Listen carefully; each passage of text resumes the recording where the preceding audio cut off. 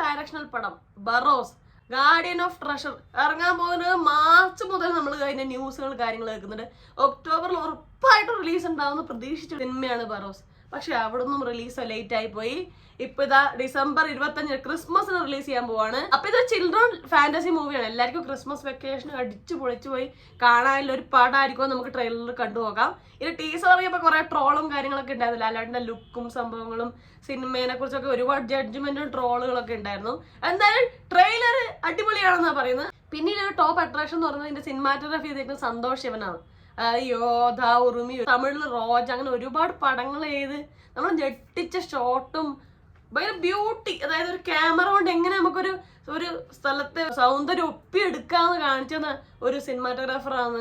യോധയായാലും ഉറുമിയായാലും എല്ലാത്തിനും ഫാന്റസി സംഭവങ്ങളുള്ള അതൊക്കെ എങ്ങനെ എത്ര ഗംഭീരമായിട്ടാണ് നമ്മളെ മുന്നിൽ കൊണ്ടുവന്നത്. ഇത് തിരക്കഥ എഴുതിയത് ജിജോ പൊന്നോസ് എന്ന് പറഞ്ഞ ഒരാളാണ്. അയാളുടെ തന്നെ ഒരു പുസ്തകത്തിനെ ബേസ് ചെയ്തിട്ടാണ് Barroz guardian of de Gama's treasure എന്ന പുസ്തകത്തിനെ ബേസ് ചെയ്തിട്ടുള്ള ഒരു സിനിമയാണ്. അപ്പൊ നമ്മൾ കൂടുതൽ സംസാരിച്ച സമയം കളയണം. നേരെ ട്രെയിലറിലോട്ട് പോയി ബാക്കി സംസാരിക്കാം. വായോ.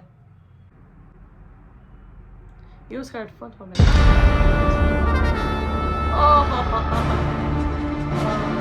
ആ ഡിഗാമ കൊട്ടാരത്തിനകത്തെ ഒരാട്ടാറ് ഭൂതമുണ്ട്.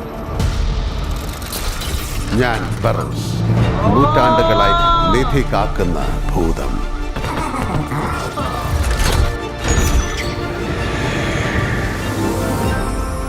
ചോട്ട ഇസബെല്ല.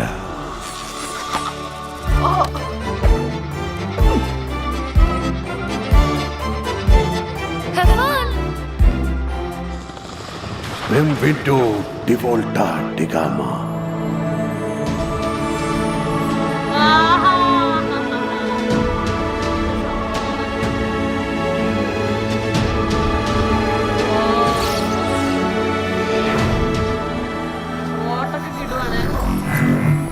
മറ്റൊരാളെ ഓർത്ത് തൂകുന്ന കണ്ണുനീരിലും മഹത്തായ ഒരു നിധി ഈ ലോകത്തില്ല മോളെ.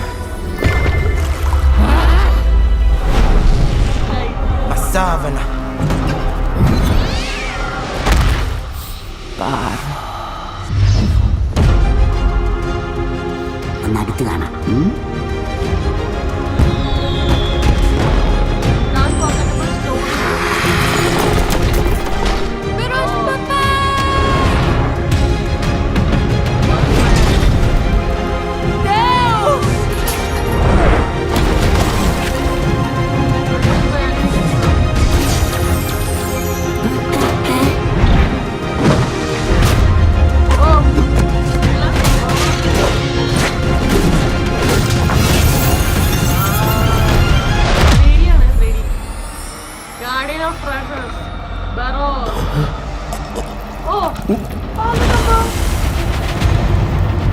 Directed by Mohanlal.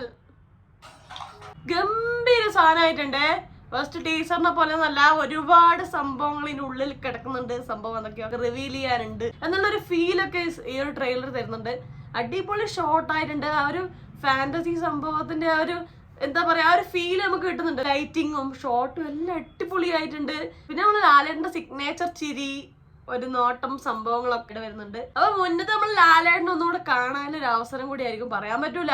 പിന്നെ ഒരു കാര്യമുണ്ട്, ഇത് വെർച്വൽ 3D ട്രെയിലർ ആണെന്നാ പറഞ്ഞത്. എനിക്ക് തോന്നുന്നു ഈ ഒരു ട്രെയിലർ വീണ്ടും ഒരു 3D തിയേറ്ററിൽ നിന്നിട്ട് കണ്ടാൽ മാത്രമേ ഇതിലൊരു വ്യത്യാസം മനസ്സിലാവും. നമുക്കിത് ഫോണിൽ നോക്കുമ്പോൾ സെയിം ആണ്, സിമിലർ ആണ്, സാധാരണ ട്രെയിലർ പോലെ ഉള്ളൂ. പക്ഷെ എന്താ 3D സംഭവം, ലാസ്റ്റ് ഷോട്ടൊക്കെ വെള്ളം കുടിക്കാൻ നോക്കുമ്പോൾ തെറിച്ചു പോകുന്ന സാധനമൊക്കെ ഉണ്ടല്ലോ, അത് 3D സംഭവത്തിൽ കാണേണ്ടതാണ്. എന്തായാലും പടം 3D ആയിരിക്കും. മൈഡിയർ കുട്ടിച്ചതിന് ശേഷം കുട്ടികൾക്ക് വേണ്ടിയിട്ടുള്ള ഒരു 3D സിനിമ കൂടിയാണ്.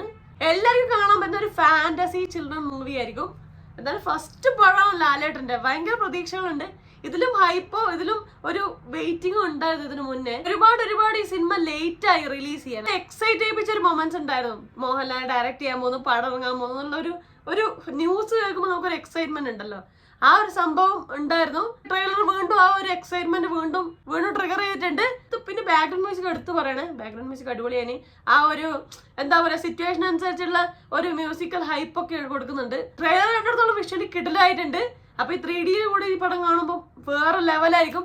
അപ്പൊ ലാലേട്ടന്റെ ഫസ്റ്റ് പടം ഹിറ്റ് അടിക്കട്ടെ, നമുക്ക് നോക്കാം. December 25 തിയേറ്ററിൽ എത്താൻ പോകുന്നത്. നിങ്ങൾ ഈ ട്രെയിലർ കണ്ടവരാണോ? നിങ്ങൾക്ക് ഈ ട്രെയിലറിനെ കുറിച്ച് അഭിപ്രായം എന്താ? നമ്മൾ ലാലേട്ടന്റെ പടം എങ്ങനെ ഉണ്ടാവും? നിങ്ങൾ ഇനി വെയിറ്റിംഗ് ആയിരുന്നു, എല്ലാം താഴെ കമന്റ് ചെയ്യുക. അപ്പൊ അത്രയുള്ള വീഡിയോ ലൈക്ക് ചെയ്യുക, സബ്സ്ക്രൈബ് ചെയ്യുക, സപ്പോർട്ട് ചെയ്യുക, ഷെയർ ചെയ്യുക, കമന്റ് ചെയ്യുക. അപ്പൊ പറഞ്ഞ പോലെ എല്ലാവരും ഹാപ്പി ആയിട്ടിരിക്കുക. മറ്റൊരു റിവ്യൂ, റിയാക്ഷനോ, സോഷ്യൽ നെക്സ്റ്റ് ടൈം കാണാം. അതുവരെ ബൈ ബൈ.